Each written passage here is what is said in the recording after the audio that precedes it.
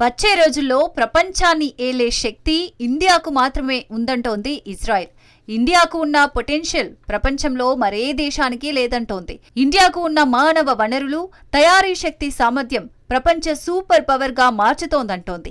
India ఇప్పుడు ప్రపంచ super power అని అభివర్ణించాడు ఇజ్రాయెల్ విదేశాంగ మంత్రి గడి అన్సార్. రెండు ప్రజాస్వామ్య దేశాల మధ్య రక్షణ సంబంధాలు, ఆవిష్కరణలు, ఉగ్రవాద వ్యతిరేకత, వాణిజ్యం వంటి అనేక రంగాల్లో గతం కంటే ఇప్పుడు ఎంతో బలంగా ఉన్నాయన్నాడు.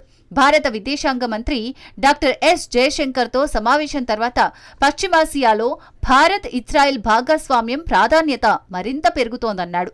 భారత్ ఇజ్రాయెల్ రక్షణ రంగంలో కొత్త అవగాహన ఒప్పందం త్వరలో కుదరనుందని, తద్వారా రక్షణ, వ్యవసాయం, ఆర్థిక రంగాల్లో ఇరు దేశాలు కలిసి ముందుకు సాగుతాయన్నాడు.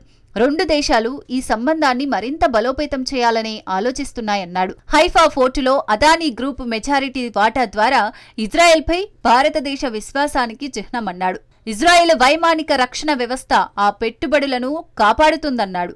త్వరలోనే రెండు దేశాల మధ్య ప్రత్యక్ష విమాన సర్వీసులను పునరుద్ధరించబోతున్నాయన్నాడు. ప్రధాని మోడీ, నెతన్యాహు మధ్య బంధం బలంగా ఉందన్న ఆయన త్వరలోనే ఇరువురి భేటీ జరగనుందన్నాడు. భారతదేశం భవిష్యత్తు, ఇజ్రాయెల్ ప్రాంతీయ శక్తి కలిసి ప్రపంచానికి తాము ఉదాహరణగా నిలవాలనుకుంటున్నామన్నాడు. ఆర్టిఫిషియల్ ఇంటెలిజెన్స్ సమ్మిట్లో ఇజ్రాయెల్ సీనియర్ స్థాయిలో పాల్గొంటుందన్నాడు. పాలస్తీనాలో శాంతి తాము కోరుకుంటున్నా హమాస్ మాత్రం రచ్చ చేస్తోందన్నాడు. భారతదేశం ప్రపంచ సూపర్ పవర్ గా అవతరిస్తోందనడానికి ఎన్నో ఉదంతాలు నిదర్శనాలుగా నిలుస్తున్నాయన్నాడు ఇజ్రాయెల్ విదేశాంగ మంత్రి గిడి అన్సార్. అదే సమయంలో భద్రతకు ప్రమాదం ఉన్నప్పుడు పాలస్తీనా దేశం ఏర్పాటు అసాధ్యమన్నాడు. రక్షణ లేకుండా పాలస్తీనా రాజ్యం వీలు కాదన్నాడు. ఇరాన్ మద్దతుతో గాజా, లెబనాన్, యెమెన్లలో పెరుగుతున్న ఉగ్రవాదాన్ని ఆయన తీవ్రంగా ఖండించాడు.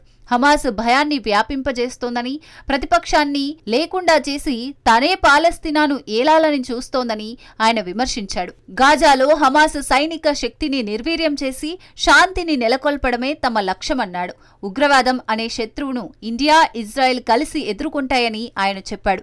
భారతదేశం ఉగ్రవాద భయంకర స్వరూపాన్ని చూసిందని, లష్కరే తోయిబా వంటి గ్రూపులను తాము ఉగ్రవాద సంస్థలుగా గుర్తించామన్నాడు. ఇండియాకు తాము స్నేహహస్తం అందించి ఇండియాతో మిత్రదేశంగా ముందుకు సాగుతున్నామన్నాడు.